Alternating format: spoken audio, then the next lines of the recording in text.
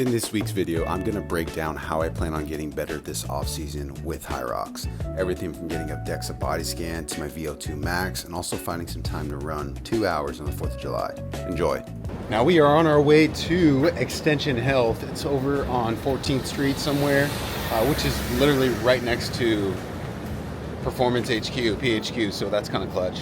Well, we're gonna do an RMR test, a DEXA scan, a VO2 max, and basically an endurance athlete's wet dream is kind of what we're doing today. So not only am I gonna get it done for myself, but also Lauren, wifey, is getting it done as well. I don't think she knows what's coming, and I'm really excited for her to get in there and push herself, so it should be fun. oh my god. But we'll check it out here in just a minute.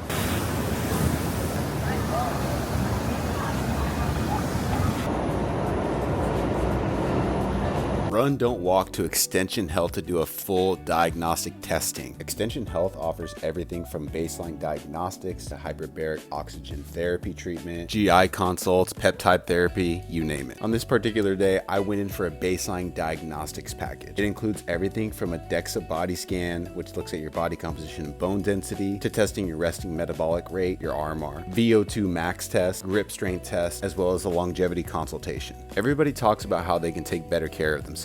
But how do we know what we're supposed to take care of if we don't know where we're starting? As a competitive HYROX athlete, I want to make sure that I am in tip-top shape. The goal is not only to be the best athlete that I can be, but it's also to be the healthiest individual. So how do you do that? You go to a place like Extension Health where you look at your metrics and establish a baseline. Once you've got a baseline, you start to build a program and things that actually improve your fitness, your longevity, and your overall health over time. As you can see here during the VO2 max test, I am absolutely pushing myself to find out what I'm capable of. And I know what you're thinking, I'm not an athlete, why does VO2 max matter? It matters because it's the premier indicator of your cardiovascular fitness and is one of the strongest predictors of long-term health, longevity, and endurance. This is one of the many testing options that Extension Health offers. So if you're someone who's trying to improve their fitness, lose body fat, or just understand your overall health and how to improve it, you gotta check out Extension Health. The services are premier and the people are top-notch. So like I said earlier in the video, run, don't walk, and get your assessment today. Go run 2 hours, and no, this is not the video where I'm checking in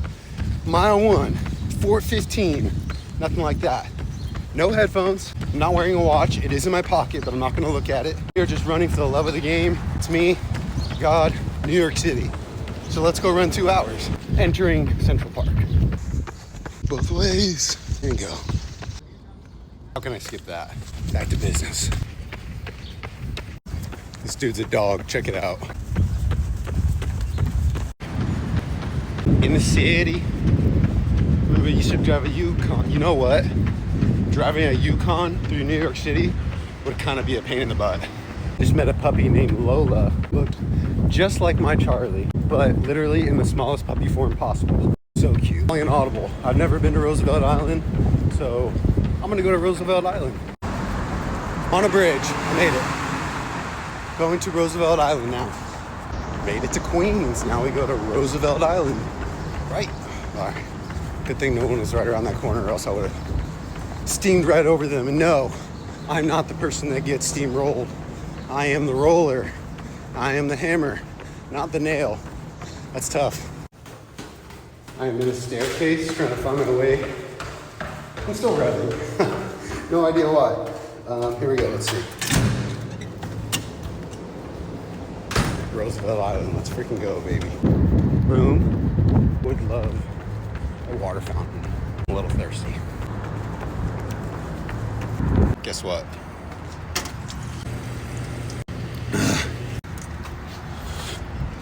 Oh my gosh. That was like the steadiest stream of fountain water I've ever had in my life.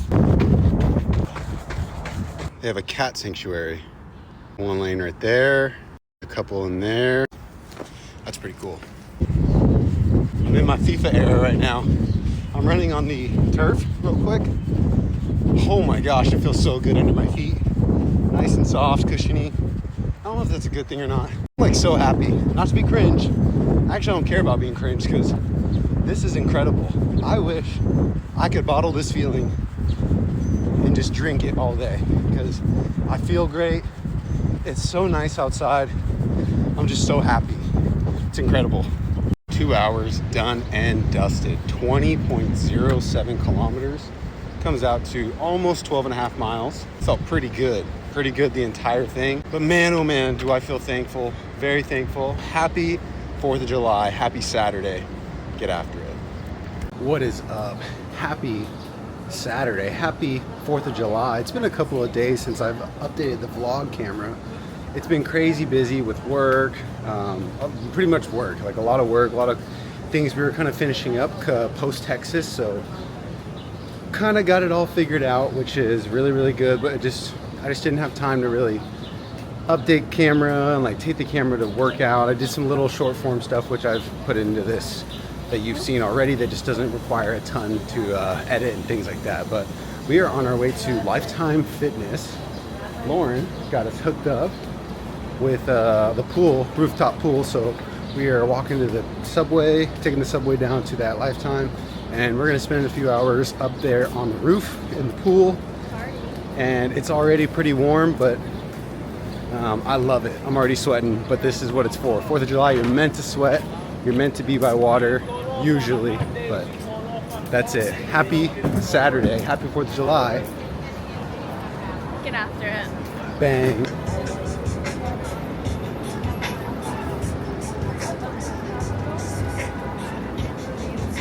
Yes, I am sweating, but these are the vibes. It's time to chill.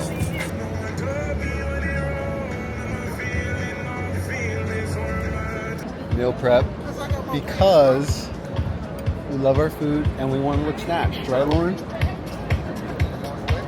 I know that's right. We're back at home. We got Love Island here on the TV in front of us. Let me show you. Kabang. For dinner, number one, root beer. I've been seeing this forever, and at Whole Foods is always at the exit and like right at the end, so I was like, oh, one day I'll try it. Today is that day. We have masa chips, some pico de gallo, and then right here we have mango, chicken, avocado, rice, and what else? And that's it. But I'm gonna put pico in the bowl. You should get some like soy sauce or teriyaki sauce. If you want to. I'm not going to, but that's the vibe. Vibes. We're excited. Vibes. Bye. Alrighty, so let's jump into the results of the DEXA scan / VO2 max test / all those things. But I'm primarily going to highlight some of the things. I won't go super into depth. I think I'll save that for a future video, potentially heading back to Extension Health to go over it in more detail with a physician or a clinician, a professional there at the clinic itself. So waiting to hear back on that. But big things that I learned, let's just jump right into it. Body fat. Total body fat percentage was 12.8%.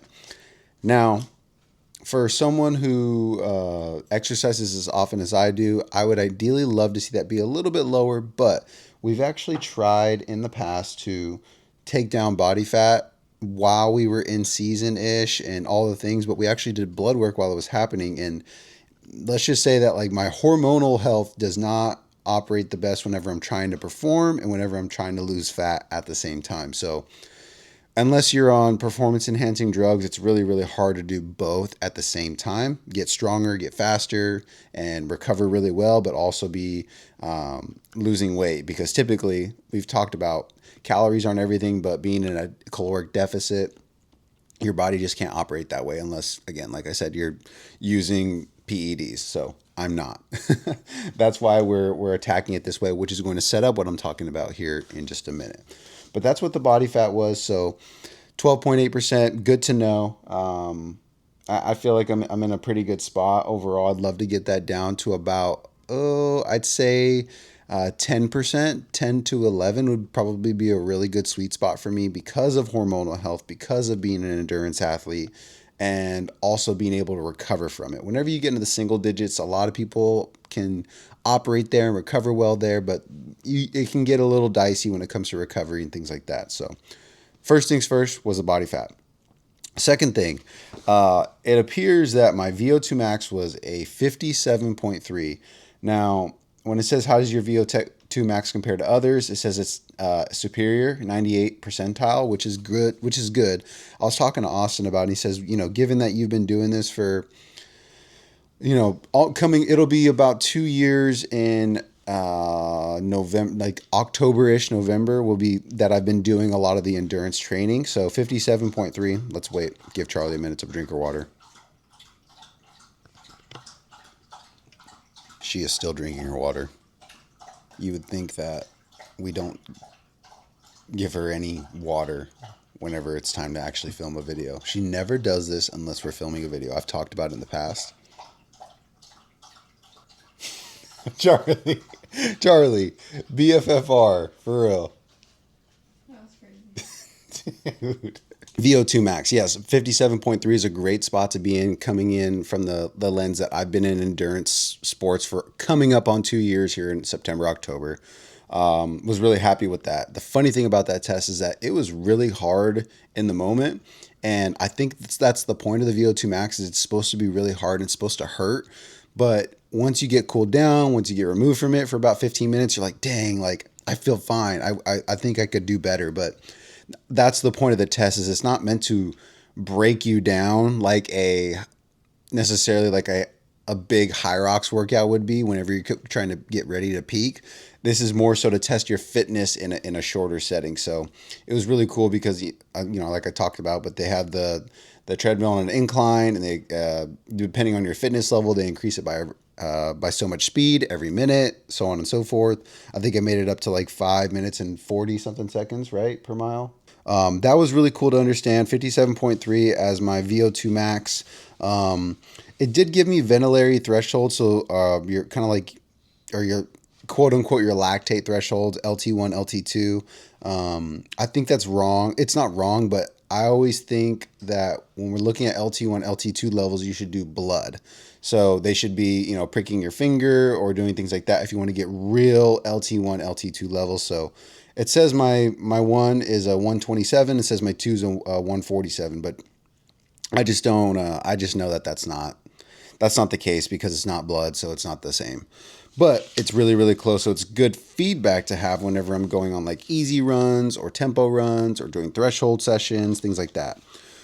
Next thing we want to talk about. So it says resting energy expenditure. So me just chilling, not doing anything, I would burn 2,100 calories. Is basically that is the minimum amount of calories I would need to be able to just live. That's it. Just sitting here, if I did nothing all day, 2,100 calories for me to maintain my weight. It says my daily expenditure, if I was just like, if I walked around and didn't like exercise, is about 2,500 a day. So that sounds about right, honestly. Whenever I look at what my watch tells me over the years and what Whoop's kind of told me and all the things, that sounds about right. But my resting heart rate they have it in the ideal range of 46 for my resting heart rate, which is really good for me. My Whoop and my Garmin typically have me in the 42 to 43 range or less, but this is probably a little bit more accurate when it comes to that. Heart rate variability says that it was a 68.8. We talked about this on the MAP podcast, and I've talked about this maybe here and there, that the best HRV devices aren't necessarily the Whoop or the Garmin. It's whenever you can take it first thing in the morning with the chest strap, before eating foods, before drinking water, all the things. That's the most accurate way. But we do use HRV to monitor how we are progressing with recovery, with sleep, nutrition, all of those things. And we're going to get into the nuances of that coming up in future videos. But HRV being a 68.8, that sounds pretty good. It does show it kind of like on the 3/4 of the way up on the scale, so a little bit higher than others. But HRV is so subjective. Somebody's 68.8, for example, could be somebody else's 120. You can get yours higher, but we're not all created the same there. It's all kind of like a sliding scale of sorts. So that was really good to know. Whenever I went in on this day, I weighed 190 pounds on the nose. So all of that to say, and we'll dive into some of the details on all that stuff later, and maybe in more detail with like I said, the physician, the clinician, whatever that looks like. But that's setting up what we're going to work on over these next several weeks, which is a new series that I'm going to call getting lean. I don't know. We're going to call it something, but the goal is not necessarily entirely a performance lens. It's time to actually focus on losing some body fat, losing some weight, not strength, but just making the most of this time when I'm not having to be in a quote unquote performance phase for race season and HYROX, but more so for my body composition and for the entirety of the next year, because what I do now will help me kind of facilitate what I'm going to sit at and where my body will be for the next HYROX season. So this week that I'm talking to you right now is week 1 of my cut. So like I said, this is a really good baseline, 190 pounds, 12.8% body fat, VO2 max being where it is. I'd love to get all this tested again either at the end of the 6 weeks or some point in the HYROX season to see how my body's like, adjusting to everything. So the goal is to lose body fat, keep strength as best we can, and become a better runner. So how are we going to do that? So these are some notes that Austin and I kind of shared with each other when we saw each other in Austin. It was a really good opportunity for us to understand that. But basically, we're going to do 4 days a week of strength, looking at a dynamic effort lower, max effort upper, special lower, like special exercises lower body, and a body build upper. Projecting the reason why we do 4 days instead of maybe 2 or 3, like more people on HYROX are typically doing right now, is because it is the off season. I don't have to be in performance shape right now. So we want to protect lean muscle tissue and make sure that I can recover. I'm not losing muscle mass or lean muscle tissue while I'm in this deficit, in this cut, getting lean. I'm also going to be doing 4 runs a week ish. So the goal, like I said, is to be a better runner. So we're going to do a speed run, a tempo run, a long run, and an easy run. And we're already doing that. So for the last 2 weeks, I've kind of gotten into that running phase when we were in Austin. And then as we got here for my first week at my cut, it's been really good. So I love that. I'm already starting to get the miles up, 25, 30. We might even get up to 40, which I've never really done in a week. So be really good to build on that. One long erg sweat fest, basically an hour and a half to 2 hours of just machine work, easier to recover on the body. You can't run all the time and expect to get better at HYROX. I have different goals compared to what let's say a marathon runner would do. So that's a big thing. And then 2 rest days. So it looks like it's going to be Friday and Sunday, with Saturday being a big whether it be a running / HYROX session or just a big running session, that is a big day for me. So Saturday will be the most important day of the week when it comes to a quality session. We're going to improve our running. So I did a 5-mile tester where I did it in 30 minutes and 31 seconds. We're looking to improve that time by the time we get to our A race in Boston in October. 60-minute echo bike or assault bike for max calories. And yeah, that's kind of the big thing is we're looking to have some high nutrient density, but lower cortisol as best we can. So all that being said, we've got our data, we've got our plan. I'm going to take you through the next several weeks on how we go through it, how I'm doing it, what I'm eating, how I'm sleeping, looking at the data, and also giving you the tools to be able to utilize it for your plan and how it can work best for you. So that's going to do it for this video. If you have any questions, please direct them towards me. Don't forget to like, comment, subscribe.